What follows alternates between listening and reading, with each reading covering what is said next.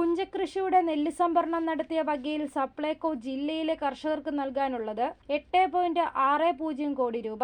3558 ton നെല്ല് 1225 കർഷകരിൽ നിന്നും സംഭരിച്ചിരുന്നു. ഇതിൽ കർഷകർക്ക് ആകെ നൽകാനുള്ളത് 10.7 കോടി രൂപയാണ്. നെല്ല് സംഭരണം ഊർജിതമായി നടക്കുമ്പോഴും സപ്ലൈകോയ്ക്ക് ഇതിന്റെ വില നൽകാൻ കഴിയുന്നില്ല. ജില്ലാ പാടി മാർക്കറ്റിംഗ് ഓഫീസിലെത്തുന്ന കൈപ്പറ്റ് രസീത് അനുസരിച്ചുള്ള പേയ്മെന്റ് ഓർഡർ കൊച്ചിയിലെ സപ്ലൈകോ കേന്ദ്ര ഓഫീസിലേക്ക് അയക്കുകയാണ് ചെയ്യുന്നത്. എന്നാൽ അവിടെ നിന്നും കർഷകർക്ക് അക്കൗണ്ടുള്ള ബാങ്കുകളിലേക്ക് പണം നൽകുന്നതിന് വേണ്ട നടപടി വൈകുന്നു. ബാങ്കുകളുടെ കൺസോർഷ്യത്തിലുള്ള 2 ബാങ്കുകൾ വഴിയാണ് കർഷകർക്ക് പണം നൽകുന്നത്. മുമ്പ് ഒരു ബാങ്ക് കൂടി ഉണ്ടായിരുന്നു.